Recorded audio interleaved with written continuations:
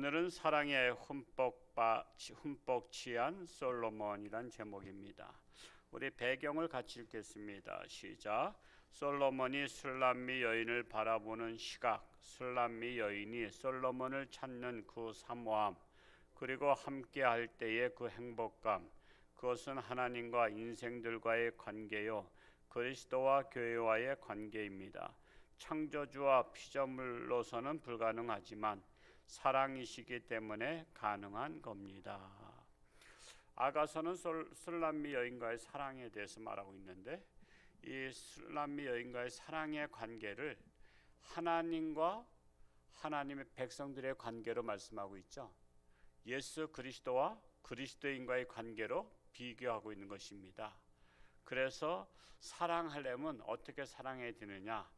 솔로몬이 술람미 여인을 사랑하듯이, 그리고 술람미 여인이 솔로몬 왕을 사랑하듯이 사랑해야 행복할 수 있다라는 것입니다.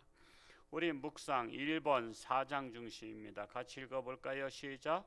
어떤 연인들이 이와 같은 사랑을 할 수 있을까요? 이만큼 사랑할 수 있을까요? 어떤 연애 소설이 이처럼 구구절절이 아름다움을 넘어서서 황홀할 수 있을까요? 전혀 애설스럽지 않고 진정한 사랑이 철철 넘쳐나는 것을 온몸으로 느끼지 않습니까? 이런 주님의 사랑에 흠뻑 빠져보고 싶지 않으십니까? 사모하십시오. 신앙생활을 연애생활과 같이 한다면 행복한 신앙생활 되겠죠? 신앙생활을 연애생활과 같이. 연애하는 사람이요, 남자가 만나자 하는데 코로나 핑계대고 뭐 핑계대고 안 만나. 그러면 그러다가 1년, 2년, 3년, 4년 안 만나면요, 남자 마음도 식어서 다른 여자 사랑하게 될 거예요. 그래서 오죽하면은 자주 안 만나면 고무신 거꾸로 신는다. 군대에서 그 말이 생긴 거예요.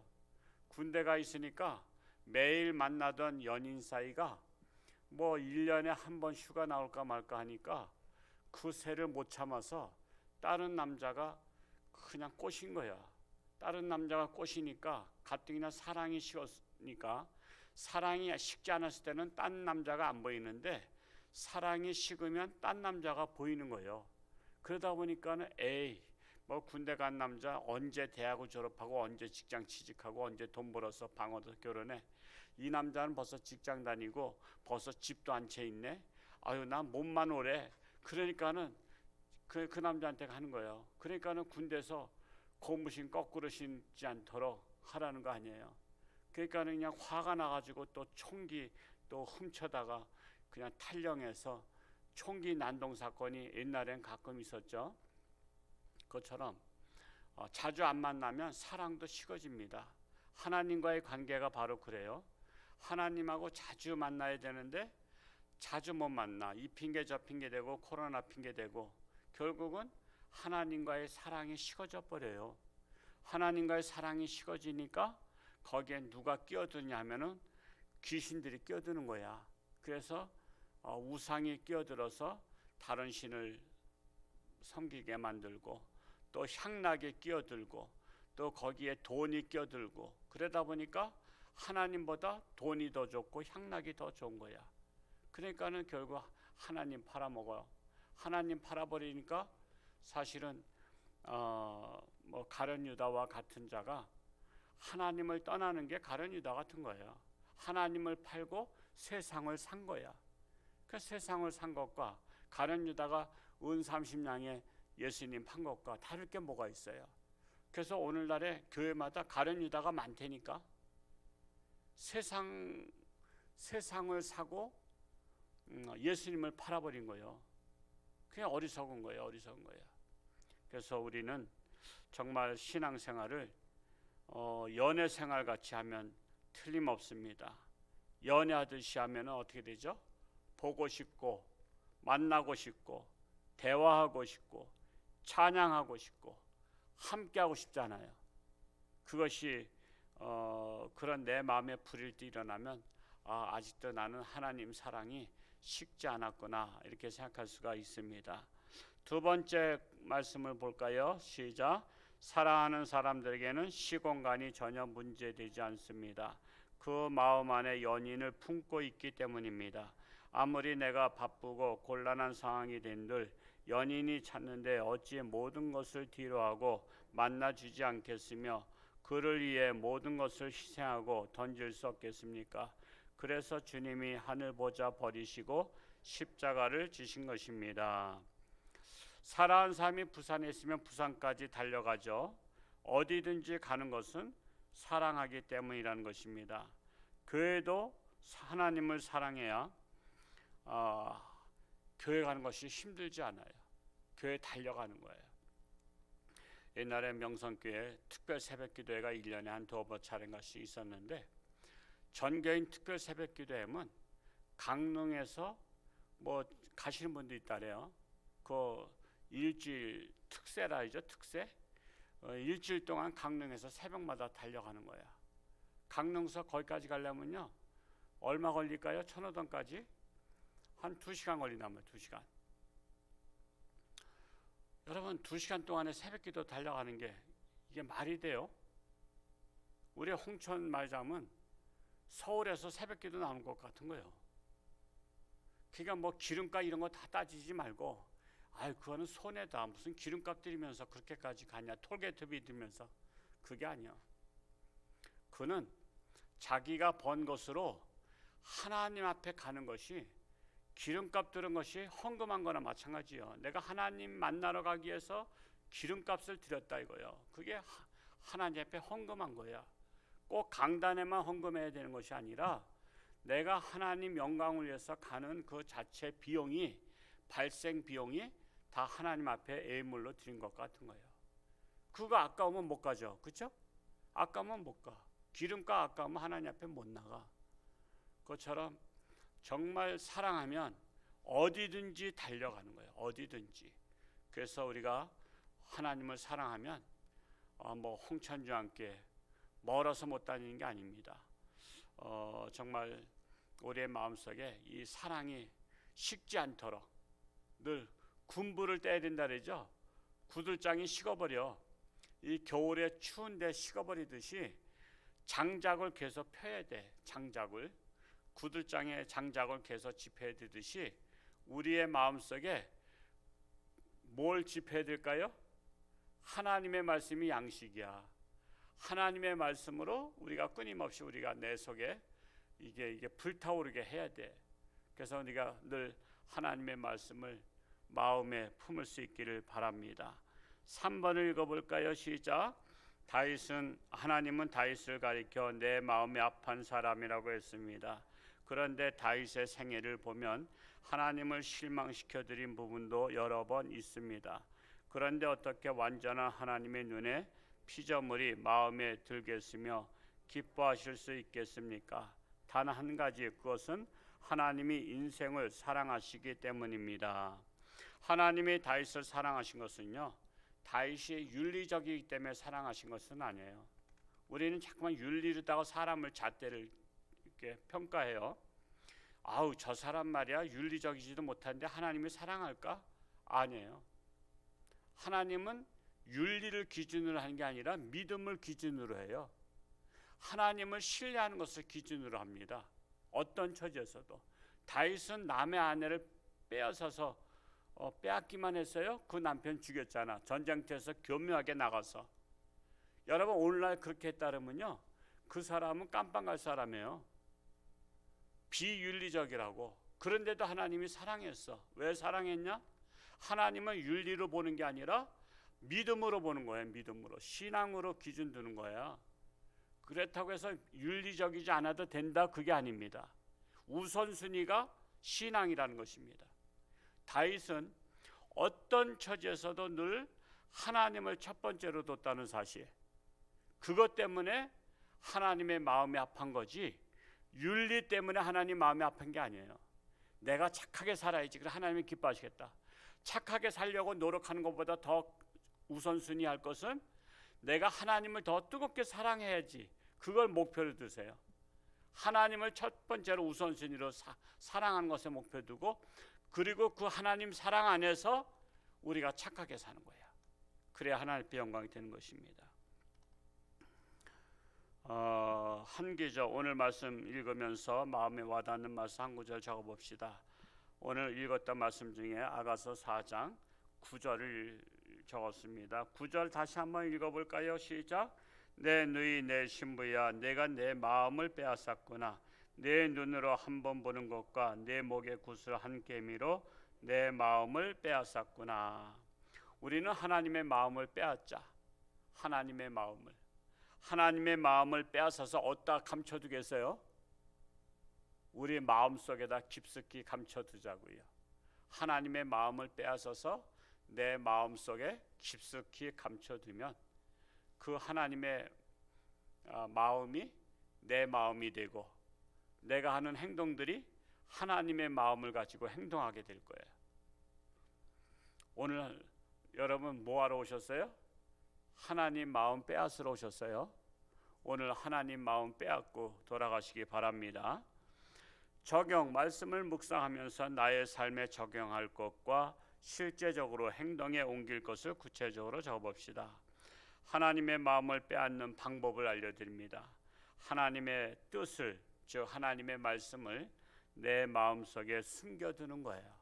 하나님의 말씀을 내 마음속에 숨겨두는 것이 하나님의 마음을 빼앗는 방법이다. 그래서 늘 말씀을 우리가 볼 수 있는 생활화. 아직까지 금년도에 우리가 매월 첫째 주에 지난달 성경 읽은 거 지금까지 읽은 거 하잖아요. 물론 그 중에는 성경을 읽어도 보고 안 하는 분들도 없지 않아 있을 거예요. 여러분 보고 안 하면 여러분 물론 뭐 자신과 하나님과의 관계에는 문제가 없지만 우리가 이렇게 보고를 해야만이 그 인정을 또 받잖아요. 우리는 항상 나 하나님한테만 인정받으면 돼, 그게 아니에요. 이 땅에 살면서 하나님 앞에 인정받고 사람들한테도 인정받아야 돼요. 그래야 하나님께 영광이 돼요. 사람들한테 인정 못 받으면요 그 사람이 하나님 앞에 영광이 안 돼. 에이 지나 잘할 것이지 그러거든요. 그래서 우리는 하나님 앞에 인정받고 사람들한테도 인정받아야 돼. 그래서 우리가 하나님의 말씀을 빼앗는 방법은 말씀을 읽는 거야. 말씀을 그래서 내 마음속에 잘 간직해 두는 거예요. 그래서 아직까지도 성경 읽기 시작하지 못하신 분 최소한도 그냥 1년에 아쉬운 대로 한 번 정도 통독하시면 딱 제가 볼 때는 맞아요. 성도님들은 1년에 한 번 정도 통독하신다면 하루에 3장씩 읽으면 뭐 통독할 수 있어요. 그러니까 한번 아직도 못 읽으신 분들은 도전해 보시기 바라고요. 우리 구역장님들은 이런 것 저런 거 다 생각하셔야 돼요. 구역 예배 오늘 지난주 말씀 가지고 드렸다 그게 아니라 어떻게 또 이제 상담도 하셔야 돼. 신앙생활은 잘 하고 있는지 어떻게 집사님도 한번 새벽기도 좀 나오고 그러면 안 돼. 그게 어려워 하면서 새벽기도도 나올 수 있도록 북돋우고 그리고 또 말씀은 좀 잘 읽고 있어. 그러면서 말씀도 좀 읽을 수 있도록 좀 북돋아주고 그리고 또 왜 이렇게 계속 이렇게 빠진 때가 많아. 어떻게 잠깐만 사생활에 많이 마음을 많이 뺏기나 봐. 그래서 우리 기도하자고. 그래서 우리 집사님이 세상의 마음을 뺏기지 않고 오로지 하나님을 뜨겁게 사랑하는 집사님 되게 해달라고 손잡고 또 기도하면 되잖아. 같이 우리는 같이 동성간에 구역 예배 하니까 같이 손잡고 뜨겁게 기도해 주는 거야. 이건 구역장님들의 실력과 능력이 있어야 돼. 그냥 오늘 구역 예배 떼었다 그런 식으로 하지 말고 이렇게 케어도 하는 거야. 그 집안에 무슨 문제가 없지 하면서 집안의 문제도 알아보고 그러면서 해야지. 야 우리 구역장님이 엄마 같아. 그래야 될 거 아니야. 구역장님이 엄마 같아야 되는 거야. 엄마 같고 누나 같고 언니 같고 그래야지. 그냥 우리 구역장님 그렇게 되는 거예요. 우리 구역장님들이 그렇게 되시길 축복합니다. 감사하는 성도는 더욱더 풍성한 삶을 살게 됩니다. 오늘 하루를 돌아보며 한 줄로 감사를 적어봅시다. 어제는 동해까지 월드비전 회의 때문에 우리 청무 목사님 다녀왔습니다. 참으로 그 보고를 보니까 참 그래도 교회들마다 그렇게 그런 일에 이렇게 동참하는 교회들이 참 있어요. 막 그냥 1,000만 원, 2,000만 원씩 어느 교회는 한 5천만 원씩 동참하는 교회들이 있는 걸 보면 너무나 감사하고요. 이 월드비전이요, 우리나라 6.25 때 생긴 겁니다. 6.25 때 그 밥 피얼스 목사님이 우리나라 전쟁 중에 오셔가지고 그때 고아가 엄청 많이 생겼잖아요. 부모가 돌아가시고 고아들. 그래서 고아와 과부들을 돌아보면서 밥 피얼스 목사님이 우리 한국의 한경진 목사님과 손잡고서 우리 같이 합시다. 우리 같이 해서 한경진 목사님하고 밥 피얼스 목사님이 같이 월드비전 세운 거예요. 그래서 두 분이서 막 모금하고 도와주고 나눠주고 이렇게 하던 게 지금은 세계적인 선교회가 된 거예요. 월드비전이 지금 몇 개인가, 한 100개 가까이 되나, 각 나라마다. 그래가지고 지금 각 나라 돕는 게 1년에 엄청난 거예요. 수백억 되는 거예요. 수백억. 우리나라만 그렇게 하는 게 아니라 미국에도 있고 다 나라만 다 월드비전 지부들이 다 있으니까. 그게 한 사람 두 사람이 시작한 거라니까.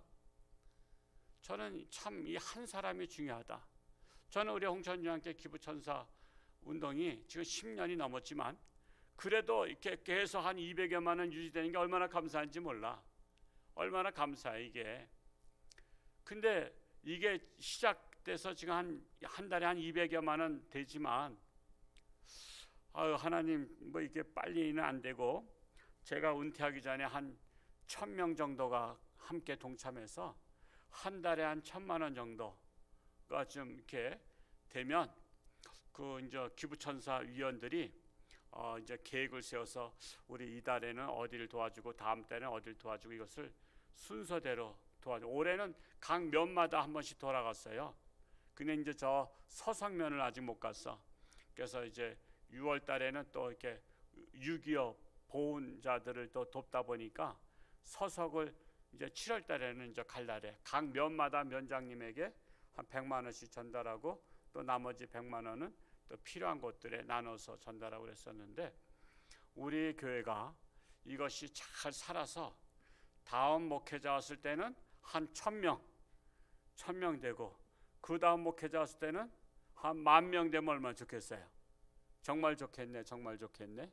그렇게 돼서 이것이 천사운동이 우리 홍천중앙교회에서 발상지가 돼가지고 각 교회가 같이 동참하고 한국교회가 동참하고 세계 교회들이 동참하는, 그래서 천사운동을 통해서 많은 어려운 사람들이 용기를 얻고 힘을 얻고 어려움을 극복하는 그런 것이 될 수 있도록 어제 월드비전 다녀오면서 우리 홍천기부천사운동본부가 월드비전처럼 되기를 소원합니다. 이런 마음을 가져보았습니다. 그러기 위해서는 여러분들이 잘 하고 계신데 여러분 주변에 착한 사람들을 발굴해서 함께 동참시킬 수 있기를 바랍니다. 마지막으로 글로 쓰는 기도는 영원히 보존되는 기도입니다. 한 줄의 마음에 담아 기도를 주님께 올려드립니다. 이 땅에 다시 그리스도의 계절이 오게 하옵소서. 그리스도의 계절, 그리스도의 바람이 불게 하옵소서. 오늘 새벽에 한재환 집사 카톡에